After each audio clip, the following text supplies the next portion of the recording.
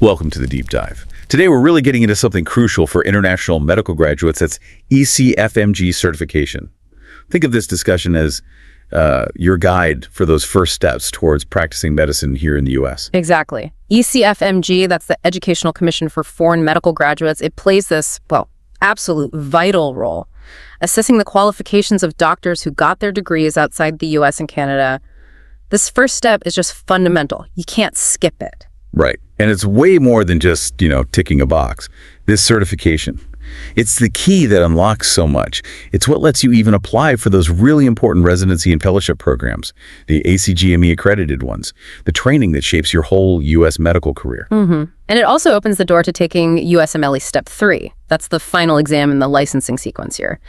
And ultimately, ECFMG certification is needed to get an unrestricted medical license. So you can practice independently. It can even play a part in getting a J-1 visa for your training. So yeah, foundational is the word. And look, the whole process might seem a bit complicated, maybe even daunting, but our goal today is really to break down the essential steps, the key info you need to get started with confidence. Okay, so let's unpack it.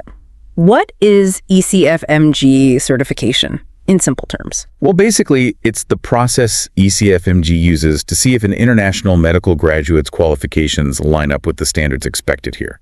For doctors trained in the U.S. and Canada, you can sort of think of ECFMG like a central dean's office, but specifically for IMGs who want to take the USMLE exams and, enter the U.S. healthcare system. That's a helpful way to think about it. Now, who exactly is an IMG? It's not just about citizenship, right? Precisely. That's a common point of confusion.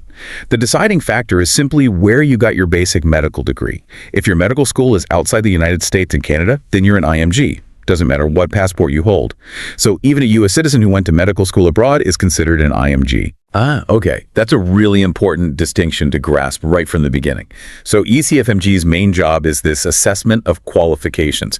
But let's reiterate why this certification is so indispensable. Well, the most immediate reason, the one you hit first, is it's absolutely mandatory just to register for any USMLE exam. You literally cannot sign up for Step 1, Step 2 CK, or Step 3 without having gone through this initial ECFMG process. It's the entry ticket. Right. No ECFMG certification, no USMLE exams, period. Yeah. And without the USMLEs, well, the path to practicing medicine in the U.S. is basically blocked for an IMG. Exactly. And then beyond just the exams, like we touched on, the certification is your path to apply for those essential residency and fellowship programs, the ACGME accredited ones. That accreditation is key. It means the program meets high standards, crucial for board eligibility, your future career here. And yeah, it's foundational for getting your medical license and often that J-1 visa to even start your training. Okay, we get what it is, why it's so vital. Let's get practical now. Yeah. What's the very, very first thing an IMG needs to do to actually start this? The absolute first concrete step is getting an ECFMG identification number. This unique ID. It's going to follow you through your entire ECFMG journey. You'll use it constantly. And how do you get this number? You have to request it, I assume. Yes, you do. You need to actively request it. You do that by creating an account using ECFMG's online system, the interactive web application, or IWA. You'll find it right there on the ECFMG website. Okay, so someone's on the ECFMG site. What should they be looking for? Which link? You want to find the online services section, usually pretty prominent. Click on that. It takes you to the IWA portal. Now, if you already have an ID, for some reason, you'd log in there. But for most people starting out, you need to find the link specifically for requesting a new ID. It usually says something very clear, like if you have never been issued a USMLE CFMG identification number and want to request one, click here. Should be easy to spot. Got it. Click that link. Then what? What information do they ask for? Okay. This first part is about your basic biographical details, your last name, and they're quite specific. Enter only the last name there. Then the rest of your name. So first name, middle name, big SS. You'll also need your official date of birth, your country of birth, and your gender. And since it's your first time, you'll just leave the fields for USMLE ID and social security number blank. And I imagine getting this information exactly right is crucial. Absolutely vital. Cannot stress this enough. ECFMG makes it very clear. The name you provide must match your passport and your official medical school records perfectly. Any little difference, even a typo, can cause major headaches and delays down the road. Okay, name details entered carefully, double-checked. What's next in this initial request? Next up is your medical school. First, you pick the country where your school is located. Then you'll get a drop-down list of institutions in that country. You just select your specific school. This list comes from the World Directory of Medical Schools, so it's comprehensive. Makes sense. They need to know where you trained. What about contact information? Right. They need your current country of residence and your full mailing address. And they want specifics like apartment number, building, street, district, city, state, or province, the whole thing. Accuracy is key for getting mail. You'll also need a reliable email address, one you check all the time. That's how they'll primarily contact you. And finally, your phone number, including the correct country code. Wow. Okay. That's quite a bit of detailed personal info right at the start. Anything else for this ID request? Yeah, one last thing before you submit. You'll need to review everything you entered very carefully. Then you'll check a box, basically certifying that all the information is true and accurate as far as you know. Once you've done that final check, then you hit the submit button. And then you wait. How long does it usually take? Generally, yes, a little bit of waiting. ECFMG says you should expect 2 separate emails from them within about a week or so. One email will have your new USMLE CFMG ID number. The other will have your initial password for their online services. Okay, about a week. What if, say, those emails just don't show up? What should someone do? First thing, check your spam or junk folder. Sometimes automated emails get filtered out. Definitely check there first. If it's been over a week and still nothing, then yeah, you should contact ECFMG directly.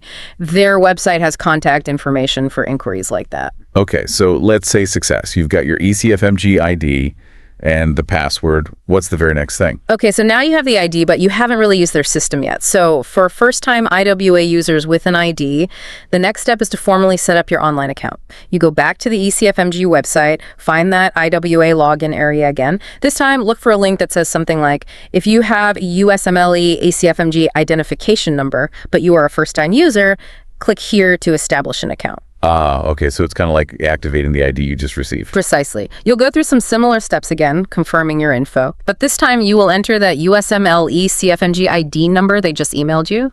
This step basically links your ID to your profile in their system properly. And is there another confirmation after this step? Yes, once you finish setting up the account, you should get another email from ECFMG. This one confirms your USMLE ID verification. Might take a few minutes, maybe a bit longer, so don't worry if it's not absolutely instant. All right, ID established, account set up, verified. Now we get to the main event, right? The actual application for ECFMG certification.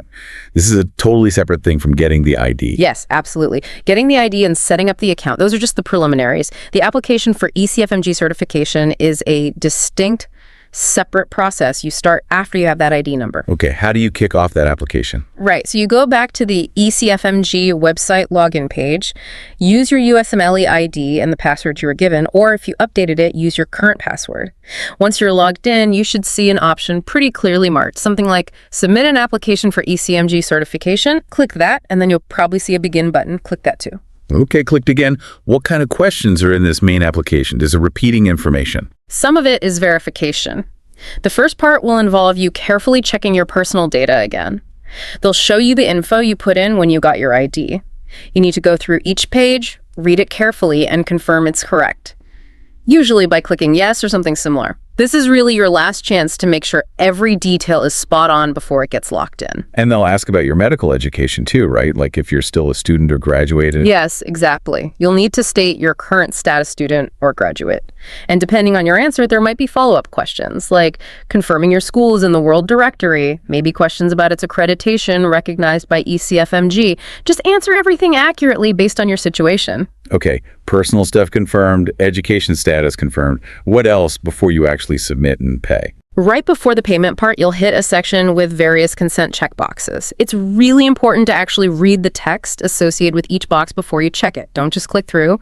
These usually relate to agreeing to ECFMG's rules, policies, data usage, things like that. Once you've read and checked all the required ones, you'll likely click next to move towards payment. And speaking of payment, the fee.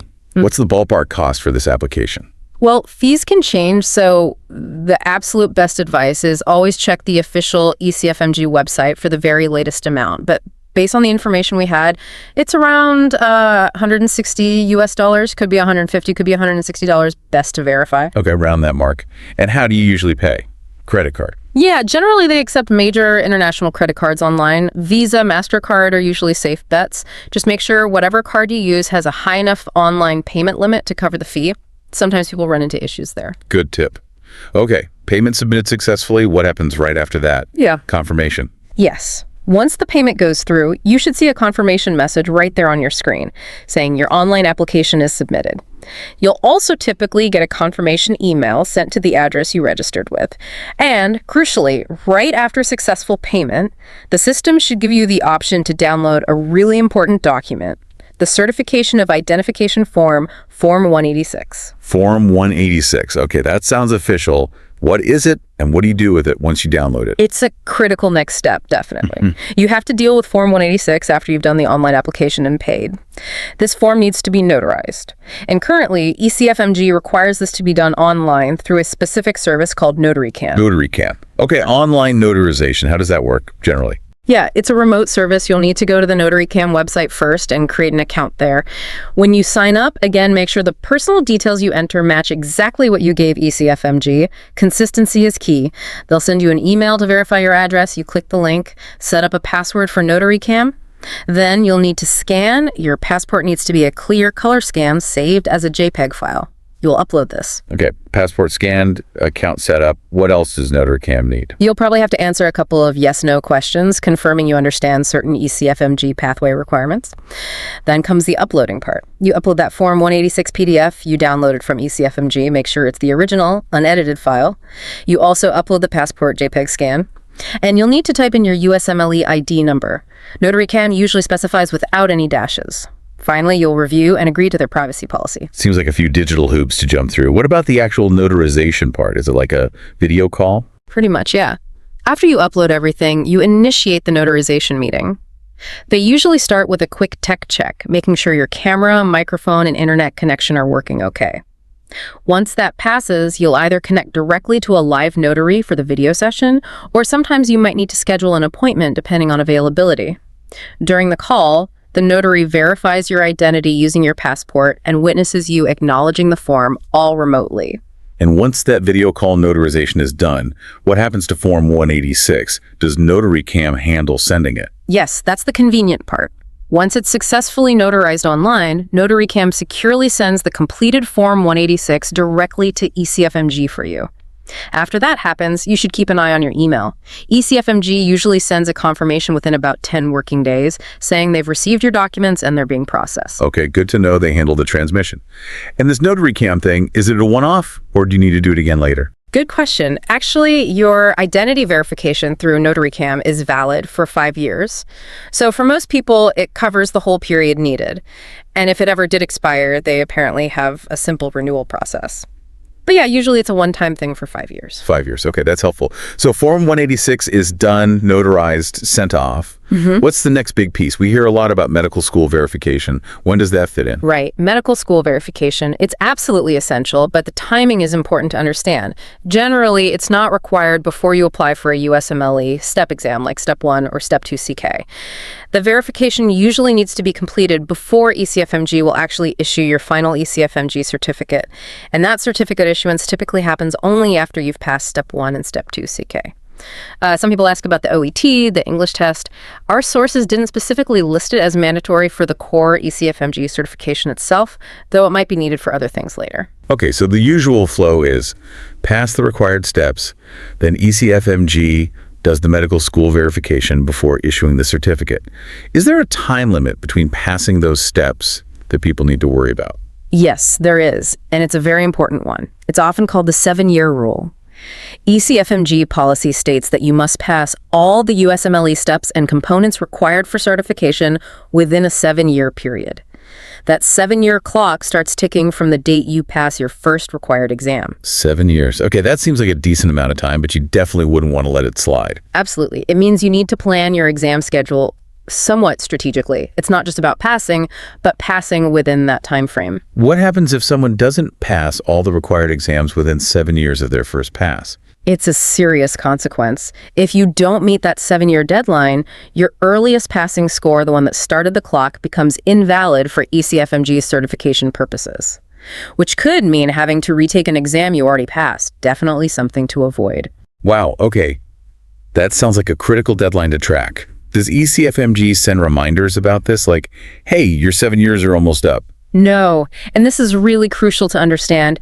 ECFMG does not send out warnings or notifications about your specific 7-year deadline approaching. They also won't tell you if your scores are about to expire for certification. It is entirely your responsibility to keep track of your exam pass dates and manage that timeline. Okay, that puts the onus squarely on the applicant. Yeah. Good to know. What about exam attempts? Is there a limit on how many times you can take a step? Yes, the USMLE program has a limit. You can attempt the same step or step component a maximum of 6 times. If you don't pass within those 6 attempts, you generally won't be allowed to take that specific exam again. 6 attempts. Another important number to keep in mind. Now, throughout this whole process, dealing with ECFMG applications, forms, is there one piece of info you always need to use? Absolutely. That USMLE ECFMG identification number we talked about getting right at the start, you need to include that number on everything you send to ECFMG or any communication you have with them. Applications, forms, letters, even payments. It's your unique identifier in their system and ensures everything gets linked to your file correctly. Makes total sense. Use the ID everywhere. Yeah. What about the information you put in that main certification application? Can you change it later if you realize you made a mistake? This is another area where you need to be really careful up front. The information you submit in that application essentially becomes part of your permanent ECFMG record. Once you submit it, it's generally considered final for that application cycle. They state that the information usually cannot be changed or amended after submission. So again, triple check everything, names, dates, schools, before you hit that final submit button. Accuracy up front saves potential trouble later. Okay, permanent record, check everything carefully. Last question on these key points.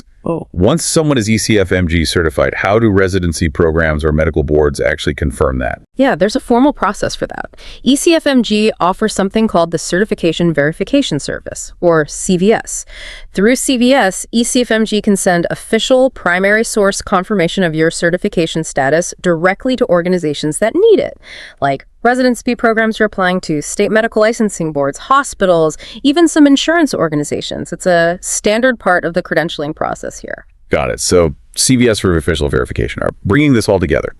It's really clear that ECFMG certification isn't just one step, it's a whole foundational process, a multi-stage journey for IMGs wanting to practice in the US, and it demands real attention to detail, keeping track of deadlines, and just understanding each requirement. Exactly. And today, we've really tried to walk through those crucial initial stages, understanding what ECFMG certification is, why it's non-negotiable, then the practical steps. Getting your ID number, navigating that initial online application, and dealing with Form 186 and Notary Cam, those first key hurdles. And for you, our listeners, you start navigating this, maybe you're already in the thick of it. Just remember that being thorough, being prepared, really understanding each step, that's what's going to make this complex pathway manageable. Looking ahead, what parts of the whole USMLE journey beyond this initial certification are you most curious about diving into next?